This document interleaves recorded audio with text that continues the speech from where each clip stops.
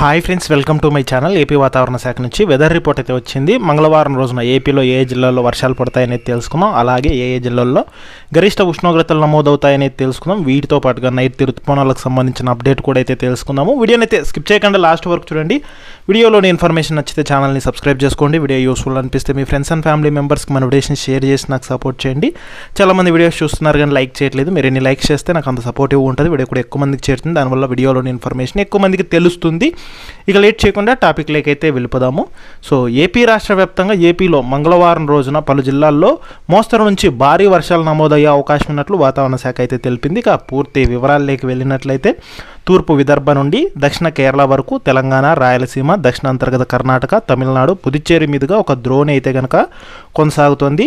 మరోవైపు ఛత్తీస్గఢ్ను ఆనుకొని ఉన్న తూర్పు విదర్భపై ఉన్న ఉపరితల ఆవర్తనం నుండి దక్షిణ కోస్తాంధ్రప్రదేశ్ మీదుగా తెలంగాణ వరకు సగటు సముద్ర మట్టానికి 0.9 కిలోమీటర్ల ఎత్తులో ద్రోణి అయితే కనుక బలహీనపడింది.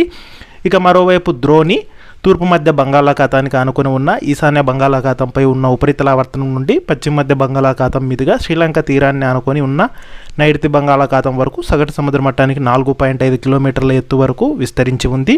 ఇక వీటి ఫలితంగానే ఏపీలో ముఖ్యంగా రాయలసీమ జిల్లాలు, అలాగే ఉత్తర కోస్తాంధ్రప్రదేశ్, దక్షిణ కోస్తాంధ్రప్రదేశ్, యానాంలలో తేలికపాటి నుంచి మోస్తరు వర్షాలతో పాటుగా అక్కడక్కడ భారీ వర్షాలు నమోదయ్యే అవకాశం ఉన్నట్లు వాతావరణ శాఖ అయితే తెలిపింది. బలమైన ఈదురుగాలు గంటకి 50 నుంచి 60 కిలోమీటర్ల వేగంతో వీస్తాయని, ఉరుములు మెరుపులతో కూడిన వర్షాలు పడతాయని అయితే తెలిపింది.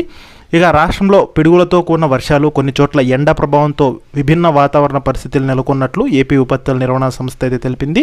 ముఖ్యంగా మంగళవారం రోజున వర్షాలతో పాటుగా కొన్ని చోట్ల ఎండ ప్రభావం చూపే అవకాశం ఉన్నట్లు తెలిపింది.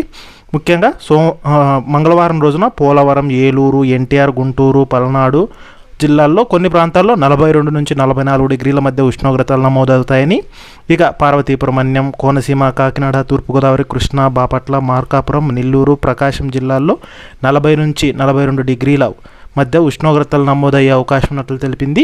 ఇక మరోవైపు చూసుకున్నట్లయితే ముఖ్యంగా రాష్ట్రంలో పలు జిల్లాల్లో పిడుగులతో కూడిన వర్షాలు కూడా కురిసే అవకాశం ఉన్నట్లు హెచ్చరికలు జారీ చేసింది. మోస్తరు నుంచి భారీ వర్షాలు పడతాయని తెలిపింది.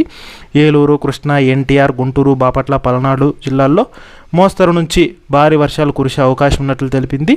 ఇక శ్రీ సత్యసాయి, అన్నమయ్య, చిత్తూరు జిల్లాల్లో తేలికపాటి నుంచి మోస్తరు వర్షాలు పడతాయని, ఇక పార్వతీపురం, మన్యం, అల్లూరు సీతారామరాజు, విశాఖపట్నం, అనకాపల్లి, పశ్చిమ గోదావరి, మార్కాపురం, ప్రకాశం, నెల్లూరు, అనంతపురం, వైఎస్ఆర్ కడప, తిరుపతి జిల్లాల్లో తేలికపాటి వర్షాలు కురిసే అవకాశం ఉన్నట్లు తెలిపింది. ఆకాశం మేఘావృతమై ఉరుములు వినిపించగానే వెంటనే సురక్షిత ప్రాంతాలకు వెళ్లాలని, హోర్డింగ్స్ కింద నిలబడకూడదని హెచ్చరికలు అయితే జారీ చేసింది. సో ఇది మనకు మంగళవారానికి సంబంధించిన అఫీషియల్ వెదర్ అప్డేట్.